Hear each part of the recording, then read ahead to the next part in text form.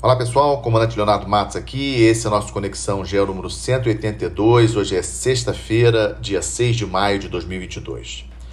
Conflito da Ucrânia, dia 72. Estamos aí, passamos de 5 milhões de refugiados da Ucrânia, a inflação mundial segue aumentando em vários países, inclusive fiquei impressionado ontem quando vi a inflação em 12 meses da Turquia, chegando a 70%. Temos aí problemas de inflação aí alta em vários países, bancos centrais aumentando juros, bolsas ontem também tiveram quedas aí significativas, né, Brasil, Estados Unidos, etc. Ou seja, o mundo está bastante complicado com esse conflito, a ONU muito preocupada com a questão do fornecimento de alimentos. Sabemos que Rússia e Ucrânia são exportadores de alimentos, Ucrânia é importantíssimo, e obviamente com o prosseguir desse conflito vai pressionar o mercado mundial, já está pressionando, na verdade, os preços de alimentos, mas principalmente de determinados países, África e Ásia. Com relação ao destaque da semana para mim, em relação ao conflito, a volta da questão de uso de armas nucleares pela Rússia. A Rússia fez na quarta-feira alguns testes simulados e divulgou isso, alguns lançamentos simulados de mísseis nucleares, de mísseis com ogivas nucleares, mísseis balísticos com ogivas nucleares, ali daquele exclave, que é Kaliningrado, que fica ali na Polônia, né? Não tem ligação com o resto do território da Rússia, onde fica a esquadra do Báltico da Rússia. E, ou seja, eu acho que eu fico impressionado quando eu vejo essas histórias, né? Porque obviamente que não faz sentido nenhum o governo russo fazer uso dessas armas nucleares e quando ele faz essa ameaça, né, ele diz que testou, etc., obviamente é uma intimidação para os países da Europa, mas eu acho isso aí extremamente perigoso. Eu acho que é incrível nós termos chegado nesse ponto de falar em emprego de armas nucleares. Os países da OTAN seguem enviando armas cada vez mais pesadas para a Ucrânia. A Ucrânia consegue resistir ao avanço da Rússia, né? Tínhamos falado já na semana passada que o objetivo principal da Rússia agora é conquistar toda a região do Donbas e a leste da Ucrânia. No sul também não tivemos grandes novidades em termos de avanço das tropas russas, embora o Ministério da Defesa russo esteja avisando, tenha informando diariamente diversos ataques a posições importantes, logística, principalmente a logística de armamento da Ucrânia. Também estamos acompanhando aquela questão na Moldávia, aquela região separatista que tem lá soldados russos, a Transnistria, que fica dentro da Moldávia. A Moldávia é um país pequeno, menos de 3 milhões de habitantes, obviamente se sentindo muito pressionado e, obviamente, muito preocupado. A Moldávia não faz parte da OTAN, então tem uma preocupação muito grande com a possibilidade da Rússia eventualmente dizendo que os pró-russos ali da Transnistria estão sendo atacados, alguma coisa assim, a Rússia fazer algum movimento ali. Então isso realmente preocupa bastante os cidadãos da Moldávia, que, como eu falei, não fazem parte da OTAN, e seguimos naquele dilema, né? O Putin, obviamente, para parar esse conflito, precisa não apenas da garantia de que a Ucrânia não vai aderir à OTAN, mas também a questão do reconhecimento das duas repúblicas que se autodeclararam independentes e que a Rússia reconheceu em fevereiro, ali no Donbas, e também a questão da Crimeia. Isso não me parece próximo de acontecer, não me parece que o presidente Zelensky vai abrir mão, até porque ele tem recebido muito apoio do Ocidente, ele está confiando muito nesse apoio, e o exército ucraniano realmente tem mostrado bastante resistência. Na segunda-feira temos o dia 9 de maio, se celebra a vitória na Segunda Guerra Mundial, na parte europeia, né? A União Soviética vencendo a Alemanha nazista na Segunda Guerra Mundial. Então é tradicional desfiles em várias cidades pela Rússia. Então na segunda-feira vamos ver, e havia uma expectativa da Rússia anunciar uma grande conquista, ou de ter uma conquista para mostrar na segunda-feira, mas pelo que eu estou vendo não vai conseguir. Talvez possa ter um grande ataque na noite de 8 para 9, para que na segunda-feira, dia 9, tem aí talvez alguma coisa para mostrar. Então, assim, será um final de semana com certeza muito tenso. em função dessa proximidade do dia 9, segunda-feira, né? O Putin querendo mostrar para a sua população que a Rússia está vencendo esse conflito e realmente preocupa. E também na semana que vem, dia 12, a expectativa da formalização do processo de entrada da OTAN da Finlândia e Suécia. Lembrando que a Finlândia tem uma extensa fronteira terrestre com a Rússia. Obviamente também preocupa muito, principalmente qual será a reação russa a essa formalização do desejo de entrada. Provavelmente eles vão fazer aí uma adesão aí rápida e devem oficializar a assinatura da adesão da Suécia e da Finlândia. Deve ocorrer no final de junho, na reunião dos chefes de Estado dos países membros da OTAN, que está prevista para acontecer em Madrid no final de junho. Outro tema que trago para vocês, uma novidade, normalmente não falo sobre isso, mas achei que oportuno trazer para vocês. Essa semana eu estou realizando visitas de estudo com os oficiais alunos do curso de Política Estratégica Marítima da Escola de Guerra Naval, onde vocês sabem que eu sou o encarregado do setor de geopolítica, e queria trazer para vocês. Nós hoje, daqui a pouco, vamos prosseguir nas visitas aqui. Estamos agora em São José dos Campos, vamos visitar Embraer, outros órgãos aqui em São José dos Campos, mas eu gostaria de trazer dois destaques. Uma visita na segunda-feira ao Porto de Santos. Eu pude constatar pessoalmente a evolução da administração do Porto de Santos, que saiu aí de um prejuízo de 329 milhões de reais em 2018 para um prejuízo de 469 milhões em 2018 para um lucro de 329 milhões no ano passado, devolvendo dinheiro para o governo federal, pagando aí bônus para os funcionários da empresa, ou seja, sem sombra de dúvida, inequívoco o avanço do Porto de Santos em termos de modernização. E agora, nesse primeiro trimestre, o Porto de Santos vai ter um recorde histórico de movimentação de carga, quase 39 milhões de toneladas de carga movimentada no primeiro trimestre. Nunca isso aconteceu na história do Porto de Santos, e eu quis trazer esse dado aí para vocês, que acredito que a maioria de vocês não saiba. E a outra visita que também fizemos várias visitas já essa semana. Visitamos lá o Centro Tecnológico da Marinha, na sua sede lá de Iperó, onde é o coração, digamos assim, do programa nuclear da Marinha, programa nuclear brasileiro de enriquecimento de urânio, de desenvolvimento da tecnologia necessária para o nosso submarino convencional de propulsão nuclear.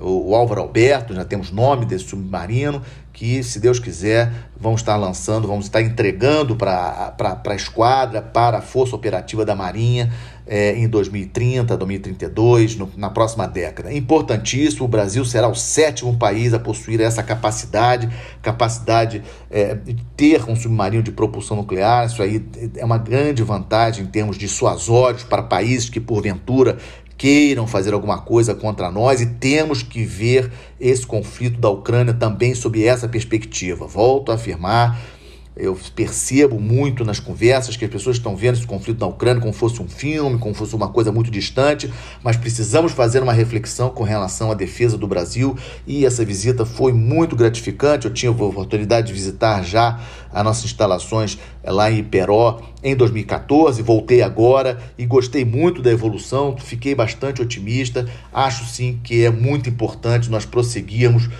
com os recursos necessários para sermos sim o 7º país do planeta a possuir submarinos de propulsão nuclear. Indo para o quadro Estamos de Olho, obviamente seguimos com a preocupação com as várias crises internacionais humanitárias de Afeganistão, Iêmen, Sudão, muitos problemas pelo mundo, Mali, como eu já tinha falado na semana passada, né, realmente a questão do Covid chegou a Pequim.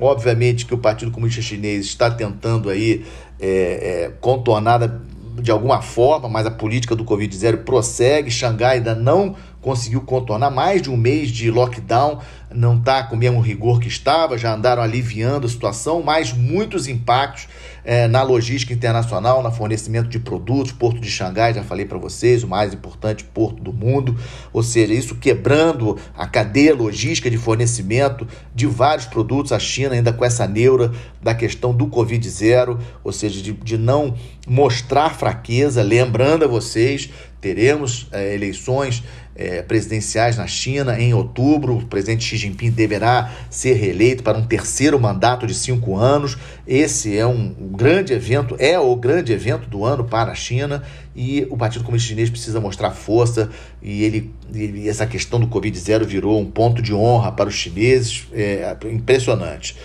Outro tema que eu achei bastante interessante, tenho falado com vocês sobre as instabilidades no Oriente Médio, mas essa semana vi uma notícia que quero trazer para vocês, que é a confirmação da encomenda de 3 novos submarinos por Israel à Alemanha. Submarinos maiores, submarinos de propulsão convencional, até porque Israel, pela sua geografia, não necessita de submarinos de propulsão nuclear, que tem mais velocidade, não é o caso para Israel.